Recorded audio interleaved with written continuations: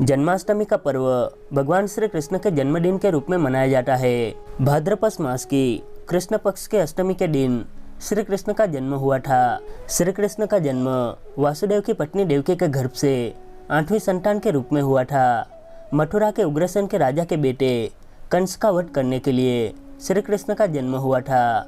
पौराणिक कथाओं के अनुसार द्वापर युग में मथुरा के उग्रसेन के राजा के बेटे कंस ने उन्हें सिंहासन से उतारकर कारागार में बंद कर दिया और खुद को मथुरा का राजा घोषित कर दिया। राजा की एक बेटी भी थी जिसका नाम देवकी था। देवकी का विवाह वासुदेव के साथ तय कर दिया और बड़ी धूमधाम के साथ उन दोनों का विवाह हुआ। लेकिन जब कंस देवकी को हंसी खुशी विदा कर रहा था, उस समय आकाशवाणी हुई कि देवकी का 8वां पुत्र ही कंस का वध करेगा। आकाशवाणी सुनकर कंस की रूह कांप गई और वह घबरा गया। आकाशवाणी के बाद कंस ने बहन देवकी की हत्या करने की ठान ली, लेकिन उस दौरान वासुदेव ने कंस को समझाया कि देवकी को मारने से क्या होगा। वासुदेव ने कंस को सलाह दी कि जब हमारी 8वीं संतान होगी तो हम आपको सौंप देंगे, फिर आप उसे मार देना। कंस को वासुदेव की ये बात समझ आ गई, लेकिन कंस ने वासुदेव और देवकी को कारागार में कैद कर दिया। देवकी और वासुदेव की 7 संतानों को कंस मार चुका था। अब 8वां बच्चा होने वाला था। आसमान में घने बादल छाए थे, तेज बारिश हो रही थी, बिजली कड़क रही थी और भगवान श्री कृष्ण का जन्म होने वाला था। रात्रि के ठीक 12 बजे कारागार के सारे ताले अपने आप टूट गए और कारागार की सुरक्षा में लगे सभी सैनिक गहरी नींद सो गए। उसी समय वासुदेव और देवकी के सामने भगवान विष्णु प्रकट हुए और उन्हें कहा कि वे देवकी के गर्भ से 8वें पुत्र के रूप में जन्म लेंगे। इतना ही नहीं, भगवान विष्णु ने कहा कि वे उन्हें गोकुल में नंद बाबा के यहाँ छोड़ाए और वहाँ जन्मी कन्या को कंस को लाकर सौंप दे। वासुदेव ने भगवान विष्णु के बताए अनुसार ही किया। गोकुल से लाए कन्या को कंस को सौंप दिया। कंस ने जैसे ही कन्या को मारने के लिए हाथ उठाया, कन्या आकाश में उड़ गई और बोली, हे कंस, तुम्हारी मृत्यु अब निश्चित है। तुम्हें मारने वाला वो तो गोकुल पहुंच चुका है। फिर वह कन्या अदृश्य हो गई। भगवान विष्णु ने अपनी माया से श्री कृष्ण को वासुदेव की मदद से यशोदा और नंद बाबा के घर पहुंचा दिया। इसके बाद कंस को मालूम हुआ कि उसकी मृत्यु का कारण देवकी और वासुदेव की संतान ने जन्म ले लिया है और वह गोकुल वृंदावन के क्षेत्र में है। तब कंस ने गोकुल में कई राक्षसों को बालकृष्ण को मारने के लिए भेजा। कंस ने सबसे पहले पुतना नाम की राक्षसी को कृष्ण को मारने के लिए भेजा। पुतना कृष्ण को स्तनपान कराते समय विष देकर मार डालना चाहती थी। पुतना सुंदर स्त्री के वेश में पहुंची और बालकृष्ण को स्तनपान कराने लगी। कृष्ण ने स्तनपान करते समय ही पुतना का वध कर दिया।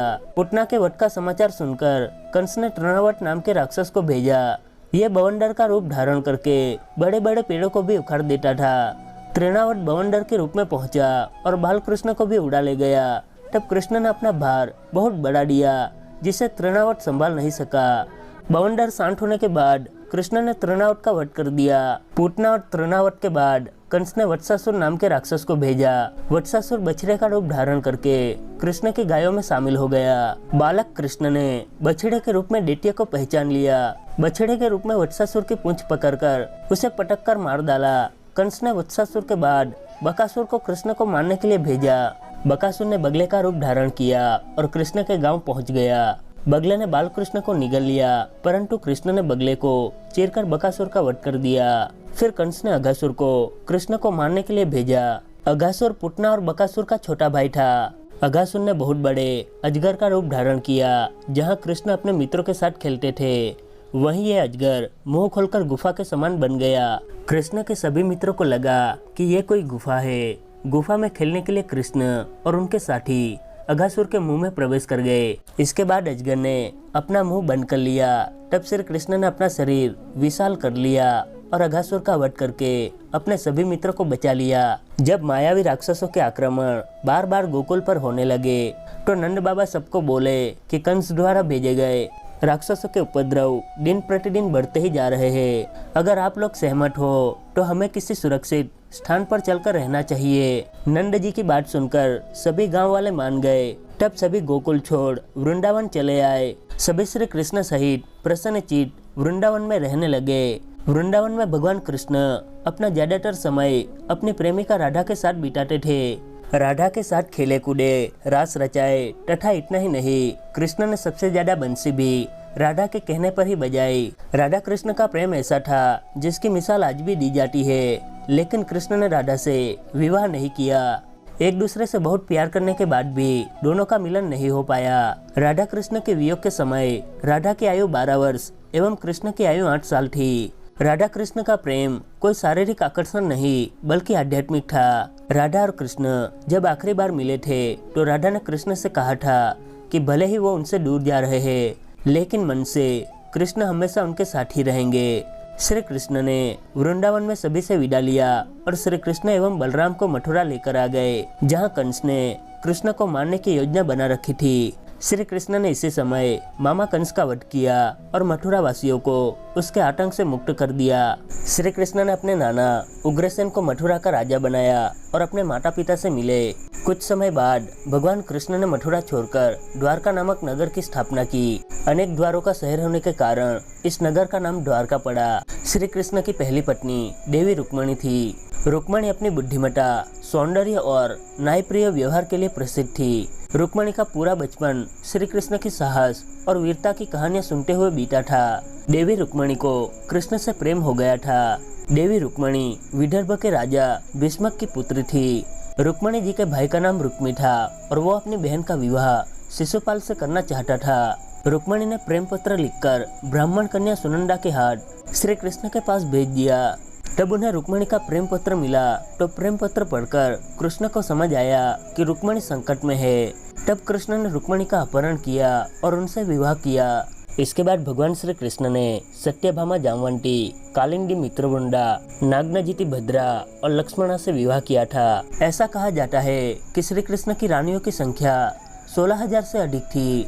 श्री कृष्ण का एक मित्र भी था जिसका नाम था सुदामा। भगवान कृष्ण के मित्र सुदामा गरीब ब्राह्मण परिवार से थे। अपने बच्चों का पेट भरना भी उनके लिए मुश्किल हो गया था। एक दिन सुदामा की पत्नी ने कहा कि हम भले ही भूखे रहे, लेकिन बच्चों का पेट तो भरना चाहिए ना। इतना बोलते बोलते उसकी आंखों में आंसू आ गए। ऐसा देखकर सुदामा बहुत दुखी हुए और अपनी पत्नी से इसका उपाय पूछा। पत्नी ने सुदामा से कहा, आप कई बार कहते हैं कि कृष्ण के साथ आपकी बड़ी मित्रता है, वे तो द्वारका के राजा है, आपको उनसे मिलने के लिए जाना चाहिए, तो वो आपकी हालत देखकर बिना मांगे ही कुछ न कुछ मदद कर देंगे। बड़ी मुश्किल से सुदामा कृष्ण से मिलने के लिए तैयार हुए। तब सुदामा ने उनकी पत्नी से कहा कि मित्र से मिलने जा रहा हूँ तो खाली हाथ जाना उचित नहीं। तो सुदामा की पत्नी ने पड़ोस से 4 मुट्ठी चावल मांगकर लाई और सुदामा को बांध के दे दिया। सुदामा जब द्वारका पहुँचे तो वहाँ सोने की नगरी को देखकर हैरान रह गए। भगवान कृष्ण नंगे पांव सुदामा को लेने के लिए दौड़ पड़े। कृष्ण ने सुदामा से पूछा कि भाभी ने उनके लिए क्या भेजा है। तब सुदामा संकोच में पड़ गए और चावल की पुतली छुपाने लगे। ऐसा देखकर कृष्ण ने उनसे चावल की पुतली छीन ली और फिर भगवान कृष्ण सूखे चावल ही खाने लगे। सुदामा संकोचवश कुछ मांग नहीं सके। सुदामा जब अपने घर लौटने लगे तो सोचने लगे कि पत्नी पूछेगी कि क्या लाए हो, तो वहाँ क्या जवाब देंगे। सुदामा घर पहुँचे तो देखा वहाँ झोपड़ी की जगह पर एक राजमहल खड़ा था। तभी राजमहल से उनकी पत्नी बाहर आई। सुदामा से कहा, देखा आपके मित्र ने हमारी गरीबी दूर कर दी।